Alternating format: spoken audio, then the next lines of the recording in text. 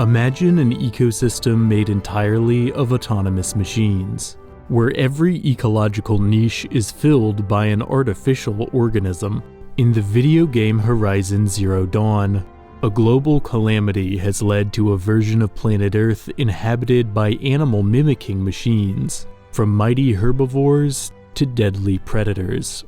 While these synthetic creatures might not be biological, their fascinating interactions, unique behavioral patterns, and hidden intricacies make them worthy of study. The story takes place thousands of years in the future, but a little thing like the flow of time isn't going to stop this archivist from doing his fieldwork. So, for this entry into the archive, I'll lead us on another documentary-style expedition, investigating the artificial biology of these intriguing machines and revealing what animal roles they fill. We'll need, though, to stay alert. There are constant dangers in this environment. Now, let's leap forward in time and discover an ecosystem of metal and wire. Beginning in the safety of a region known as the Embrace, we find a picturesque landscape that shows little signs of a planet-wide calamity. Across much of the land, wounds of old have long since healed, although this reborn Earth is much changed from the peak of human civilization.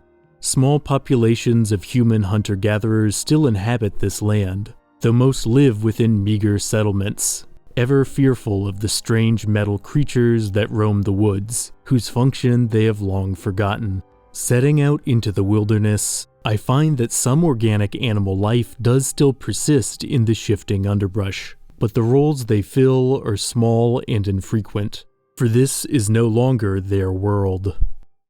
Peering out from the grass, I spot a being roughly the size of a horse. Our first machine. This is a strider, a basic type of synthetic creature that fills the function of a herbivore. Like organic herbivores, striders spend much of their time quietly grazing in small herds, moving from one patch of grass to another. Yet what use does a machine have for grass? The answer lies in a small canister located between the strider's haunches. This container is filled with a green liquid called blaze, a type of biofuel synthesized from plants that is foundational to the artificial ecosystem of this world. Striders are machines that convert grass into fuel, much like how any living herbivore essentially uses vegetation to power their bodies. Striders also bring blaze back to autonomous factories called cauldrons, which continue to repair and replace machines long after being forgotten. Yet this energy source also makes striders a target for human hunter-gatherers. This means that, like most herbivores, a strider's life is one of constant vigilance. When a threat looms, their optical sensors turn an uneasy orange. Skittish by nature, the strider's first instinct when human hunters are near is to run, and like horses, when the herd takes off, they can move with breathtaking speed. With all four legs pumping, they can easily outrun most dangers, only slowing when the coast is clear. Not wanting to disturb these creatures, I try to stay out of sight. But that is easier said than done, for guarding the outskirts of the herd is a new type of machine. This is a watcher, and they make fieldwork a challenge. These small bipedal beings spend their existence tirelessly patrolling the perimeter of the strider herd, and precious little slips past their optical sensors unnoticed. Animals serving as lookouts isn't unheard of in nature, with the designated sentry a key role in meerkat society. But this sort of coordination between two species, so to speak, is something unique to machines. By warning the striders of imminent danger, watchers are almost like living security cameras. Well, living in a sense. And they also play the role of bodyguard. With surprising speed, watchers can launch themselves into a flying kick. It's an impressive, if unwieldy, strategy. Yet watchers will fight to the very end while the strider herd flees, and unfortunately, one has spotted me. Launching into their signature kick, a watcher misses my head and suffers a pretty serious wipeout. Stumbling to their feet, they seem rattled but unharmed. Only their pride is bruised. Not wanting to be insensitive, I give my unsuccessful assailant the slip. Going forwards, I'll have to be more careful, as there are far more dangerous things than watchers in this world of machines. To the north of the Embrace, my path takes me to a region strewn with the scars of civilization. The crumbling remnants of buildings have been all but swallowed up by the steady encroachment of nature.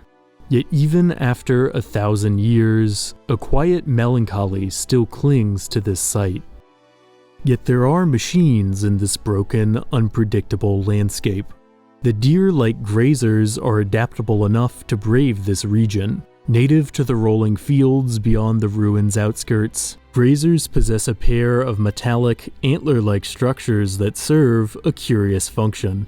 On the ends of these structures are a set of rotor blades, which the grazers use to shred grass and dirt like sentient lawnmowers. With this unusual setup, grazers can consume plant matter faster than any other machine, and like deer, where there is one grazer, there are invariably others. A herd of grazers, with all their heads shoved in the dirt, is an odd sight indeed, yet grazers don't have time to worry about their image. As with 4 canisters of biofuel to fill, they're always on the move. But when a grazer feels threatened, their antlers have another function. When I move too close to one grazer, the machine takes a fearsome swipe at me, a narrow miss. As lithe herbivore analogs, grazers aren't built for combat, and so this unit scampers away once I stand my ground. Journeying deeper into the city ruins, I find the feeling of desolation grows. In this graveyard of humanity, I sense something is lurking just out of sight. A terrifying machine haunts this landscape. A sawtooth. Rippling with synthetic muscle, this cat-like hunter is the equivalent of an apex predator in the machine ecosystem. Their metal jaws come equipped with a pair of curved, serrated spikes, which resemble the formidable fangs of the largest saber-toothed cats. There are rumors among the local humans that the cauldrons have been making larger and more dangerous machines in recent years, and looking at the sawtooth, I don't doubt it.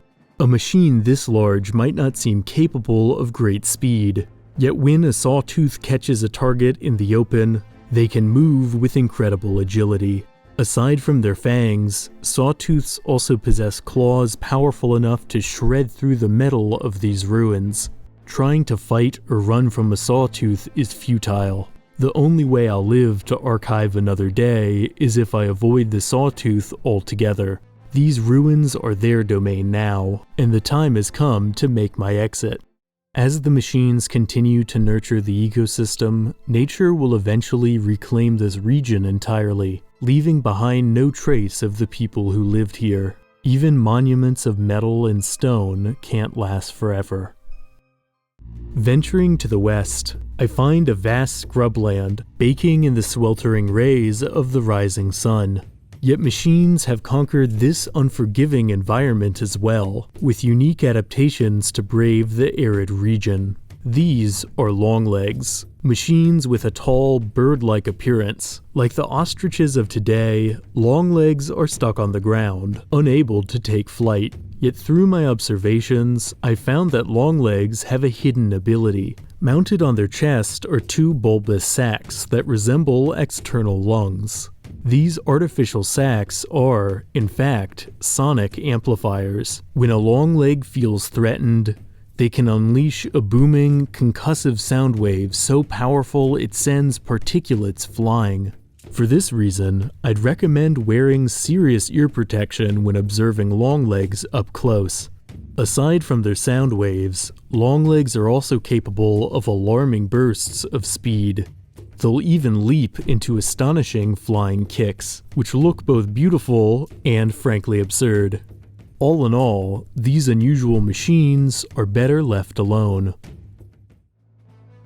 My intuition takes me northwards, where I find a ruined landscape of twisted metal. This rusted necropolis is a vast scrapyard, the skeletal remains of human civilization. and a unique kind of machine has come to pick these metal bones clean. Prowling in the shadows of the junkyard are packs of scrappers. Small but deadly, scrappers rule over this ruined kingdom. With their humped posture and clawed feet, scrappers resemble the skulking forms of hyenas. And like hyenas, scrappers can be uncommonly vicious. Yet there is another side to these seemingly simple terrors. Scrapper jaws are composed of 4 unique circular grinders. But these jaws aren't just for hunting. True to their name, scrappers use their curious mouths to recycle metal resources. In grinding down salvage piles and the bodies of inactive machines, the scrappers gather materials that can be used in the construction of more synthetic life. And so, these machines fill a role similar to scavengers in this ecosystem of metal, and improve the health of the environment. Yet scrappers aren't purely altruistic. If I were to be spotted by one, they would waste no time in trying to recycle me. For any non-machines, this metal cemetery is a dangerous place. Amid the dry badlands, the flow of rivers creates isolated pockets of vegetation, and patrolling the rare wetlands are one-of-a-kind machines, shell walkers. These scuttling oddities move on 6 stout legs, and can brave both wet and dry terrain. And unlike all other types of machines I've observed so far, shell walkers double as transport vehicles, a class dedicated to ferrying materials back to cauldrons. They carry their quarry in hexagonal cargo containers on their back, which they swap regularly. With their ever-changing shells, a shell walker's lifestyle mirrors that of a hermit crab. If you ask me, a futuristic robot converging on a crab makes complete sense, as crabs are the pinnacle of evolution. And shell walkers will defend their cargo to the end. On their front side, shell walkers possess 2 powerful arms, one tipped with a formidable claw, and the other with a mysterious circular disc. Upon moving closer, I discover this is some form of energy shield generator that the shell walkers can deploy to protect their left side while they attack with their right. While energy shields are certainly unique to machines, this sort of asymmetrical defensive setup can also be found in the natural world. Fiddler crabs are armed with one claw that is significantly larger than the other, which they use to fight over burrows. With their versatile, crab-like body, shell walkers are well equipped to traverse this unpredictable world. Speaking of which, as I venture into the western wastes, the climate becomes even harsher. Rusting under the afternoon sun are the remains of a great satellite array. Before the world fell to ruin, these dishes might have been for communication, hurtling signals out to the stars. Yet now, these ruins send no messages save a silent reminder that nothing lasts forever. And seemingly on cue, circling overhead are what appear to be a flock of vultures, a universal omen of grim tidings. Yet like most creatures in this land, these foragers are made of metal. I've entered into the territory of Glinthawks. These aerial machines keep a grim vigil over this stretch of the Badlands. Their exceptionally keen eyesight means that little slips through this region without their notice. Yet despite their fearsome appearance, Glinthawks play an important role in the machine biosphere. Wherever the carcasses of non-functional machines can be found, a Glinthawk is sure to be nearby, breaking down the metal for resources in a manner similar to a scrapper. Like modern vultures, Glinthawks are obligate scavengers, breaking down the parts others leave behind. It's an unsettling profession, but someone has to do it. As long as the flock is distracted with their salvage duties, I should be able to pass through this area if I do so cautiously. Yet one Glinthawk seems to have grown wise to my presence. In a surprising turn, the metal fiend sends volley after volley of freezing liquid my way. This is actually the Glinthawk's coolant, which they can jettison from their bodies as a kind of chemical defense. Fleeing across the desert, I find that this Glinthawk, thankfully, doesn't seem interested in an extended chase. If I don't wish to be claimed by this land myself, I need to find a way to escape this heat. A cool dip in the water seems promising, except this river is occupied. Swimming just under the surface is a huge Snapmaw. These imposing machines are a force to be reckoned with both in water and on land. Everything from their gait to their anatomy to their general behavior closely mirrors that of a crocodile. Yet if the jaws of crocodiles weren't frightening enough, the lower mandible of the Snapmaw is actually a chainsaw-like blade with a system of small grinders at its base. If one strays too close to the water's edge, it's over in an instant. Keeping my distance from the riverbank, however, I notice Snapmaws actually spend most of their time basking in the sun's rays. Like many so-called cold-blooded animals, crocodiles sun themselves to increase their body temperature. Yet what reason might a machine have for regular sunbathing? The answer lies in the rows of solar panels lining the Snapmaw's back. This clever energy-gathering array means that even when a Snapmaw seems to be inactive, they are actually gaining the power needed for their daily movements. In this land, even a machine as menacing as a Snapmaw has hidden intricacies. With a swim seeming unwise, I escape the heat with a change in elevation. Throughout the waste, isolated plateaus rise so high their peaks are crowned with snow. In these frigid microclimates, the strange landscapes are home to even stranger machines. Trudging through the snow is a bizarre procession of freeze bellowbacks. These hardy, slow-moving machines are well acclimated to the world of ice and snow. With their sloped posture, bellowbacks subtly echo the body plan of theropod dinosaurs like baryonyx. As another type of transport machine, freeze bellowbacks carry large reserves of coolant in hefty cargo sacks on their back, and 4 smaller sacks under their neck. When perturbed, freeze bellowbacks will spray a high-pressure stream of coolant from their nozzle. It's a devastating and effective defense mechanism, even if it looks a bit like sneezing. In these low temperatures, a blast of coolant can be deadly. I think it's best to let the bellowback procession pass on by. Hiking down to the base of the snowy mesa, I am drawn to the sound of thundering footsteps. Creeping closer, I stumble into the midst of a herd of giants. These are behemoths, beasts that look like they could carry the weight of a mountain or smash their way through one. Like the largest rhinos or elephants, behemoths are the megafauna of the environment of machines. The mightiest of the transport class, their belly has a large space into which a circular cargo container is locked into place by clamps. And like all transport machines, behemoths are fiercely protective when it comes to their cargo. In awe, I watch from a distance as a behemoth levitates a ring of boulders using anti-gravity technology, then slams them down with a force so great it shakes the valley. This mysterious power, made possible through a forgotten technology, makes the behemoths an insurmountable force. While they typically use this power to gather minerals and other materials for transport, if I'm spotted, these giants won't hesitate to unleash their crushing force to end my expedition prematurely.